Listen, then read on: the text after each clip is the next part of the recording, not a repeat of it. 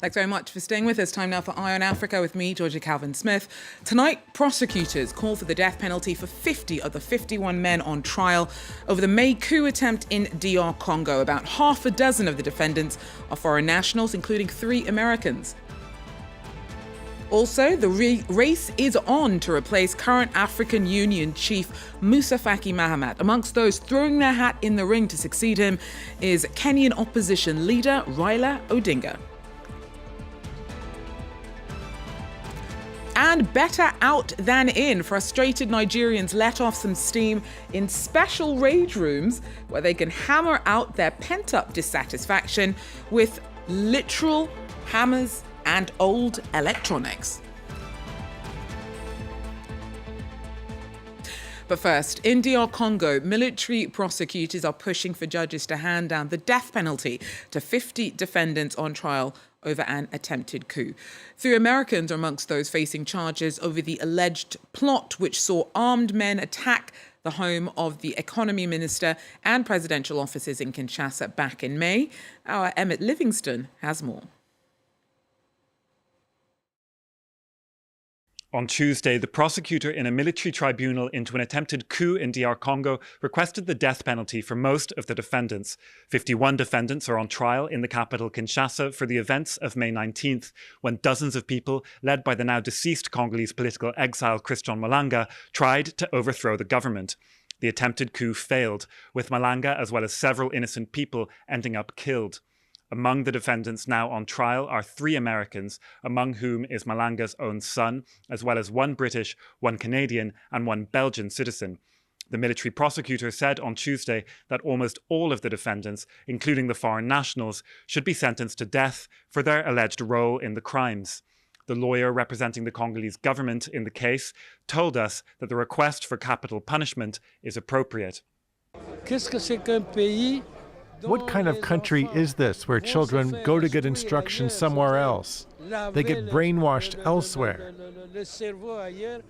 And then they come here and take up arms against their own country.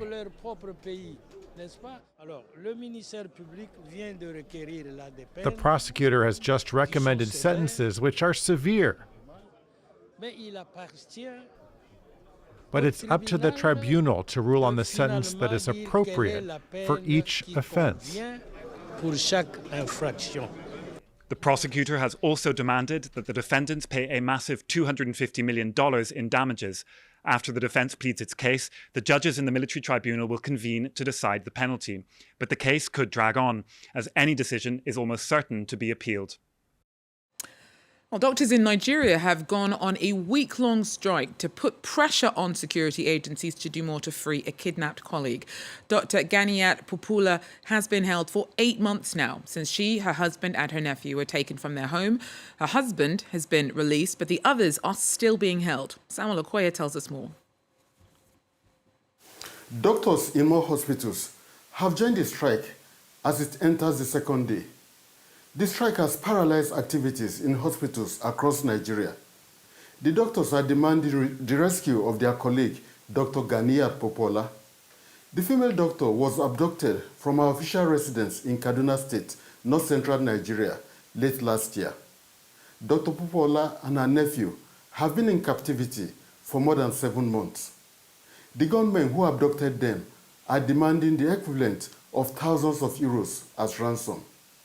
Striking doctors in many hospitals Tuesday carried placards with her photographs and various inscriptions to draw attention to her plight. The doctors are concerned about the failure of security agents to rescue Dr. Popoola from captivity. Her colleagues say her abduction showed the increasing insecurity doctors in Nigeria face. Many doctors have either been killed or abducted by gunmen in the past. Nigerians are helpless as gunmen abduct people and hold them captive at will as they demand for ransom. Just last week, an abducted chief was killed in captivity. The death of the monarch sparked protest in his domain. Such protests and the strike by medical doctors highlight the fact that Nigerians are now running out of patience with the incessant cases of kidnapping in the country. Sam Olokoya there for us. Now, amidst southern Africa's worst drought in decades, Namibia's Environment Ministry says that it's taking the drastic move of culling 723 wild animals for their meat, which it will distribute to communities facing food insecurity across the region. Parks and communal areas where animal numbers have exceeded available grazing land and water supplies will be targeted for the drought relief program. 83 elephants, 30 hippos, 60 buffaloes, 300 zebra will just be amongst some of those animals being culled. 157 have already been killed by professional hunters contracted by the government, and that's yielded more than 56,800 kilos of meat, which will come in handy as nearly half of Namibians are expected to be likely to be struggling to eat over the coming months. Meanwhile, Ghana has temporarily banned the export of grain to make sure that its people have enough for their own needs amidst shortfalls caused by dry weather there. Rainfall in the north has been low and erratic recently, and that's disrupted crop production. And around 4.5 million acres of land have been affected, accounting for around 62% of Ghana's annual grain supply. Africa's done little to contribute to the causes of climate change, but the crisis is causing the continent to heat up faster than the rest of the planet.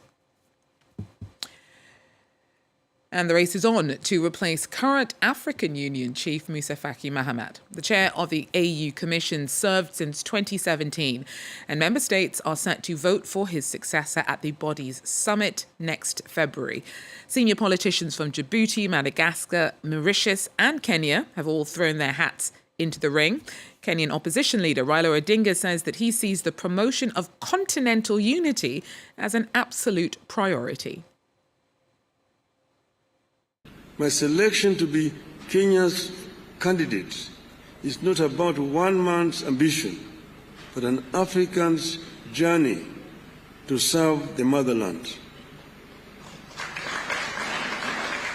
The inter-African trade today stands at only 15%. Inter-European trade stands at 70%. Inter-Asian trade stands at 60%. Inter-South American trade stands at 35%. We need to ensure that Africa trades more with itself. Well, for more on Odinga's bid, Bastian Renwi brings us more from Nairobi. Heads of state were in Nairobi this Tuesday to take part in the launch of Raila Odinga's campaign to become the next chairman of the African Union.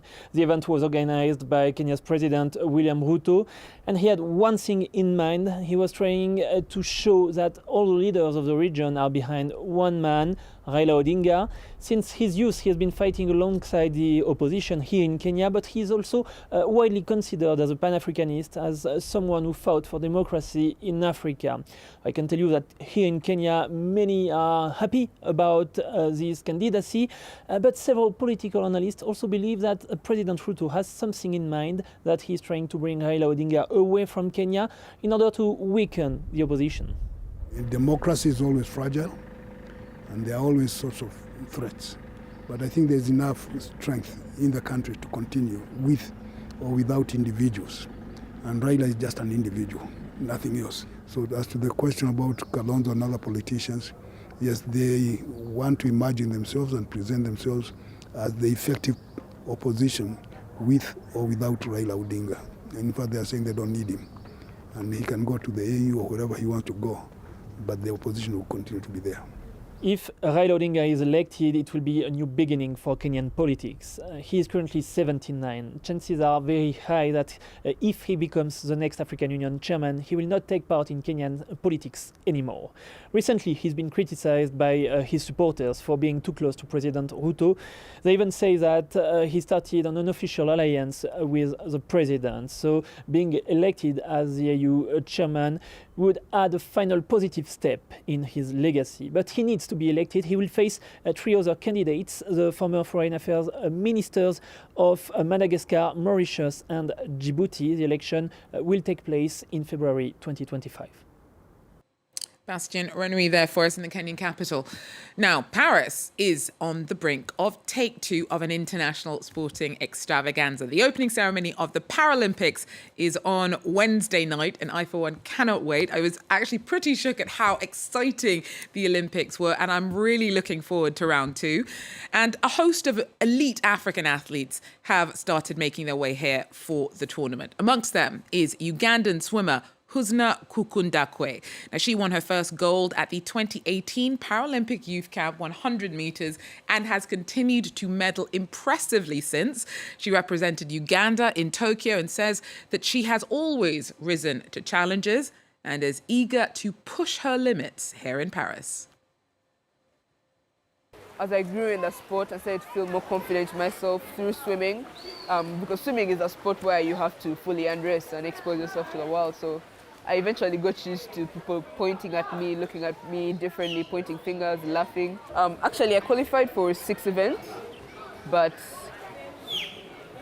I can only qualify. My coach and I, we had a discussion, and we realized that it's not necessary to have all those events. So we decided on the main 3 that I wanted to take part of, that we believe have potential. And those are the ones we're going for, and we're waiting for confirmation for that. But other than that, I'm definitely on the road to Paris, and I'm more than happy, and I'm very, very excited to perform.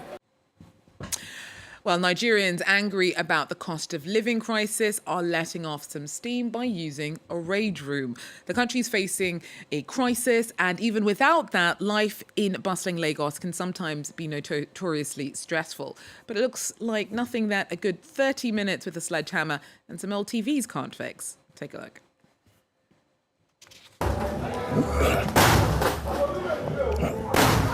This is how some people in Lagos are having a smashing time.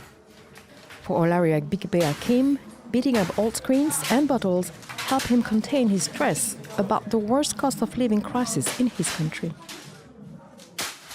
While I was smashing, a lot was running through my mind, like the current status of living in Nigeria.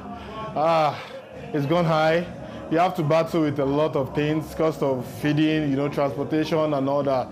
Then my take home cannot actually take me home, So there's a lot to be venting for. Others come to vent their anger for daily stresses, including traffic jams, notorious for trapping drivers for hours in the heat. The Shadow Rate Room, said to be the first of its kind in Nigeria, offers a safe space for people to let out pent-up emotions.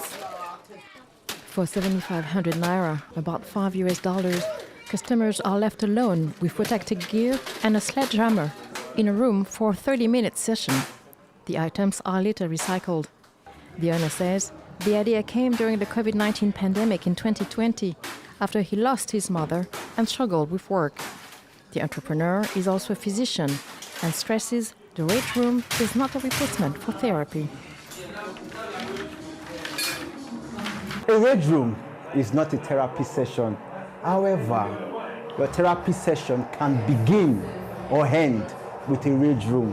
What we do here is to help people discover that sometimes therapy is needed, and this happens a lot of time after their session. Mental health services are still unaffordable for many in Nigeria.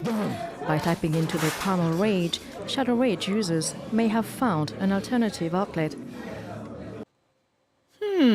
Doesn't look like a bad idea, does it? That's it, though, for Eye on Africa. Thanks very much for joining us. Do so again if you can. Till then, take care.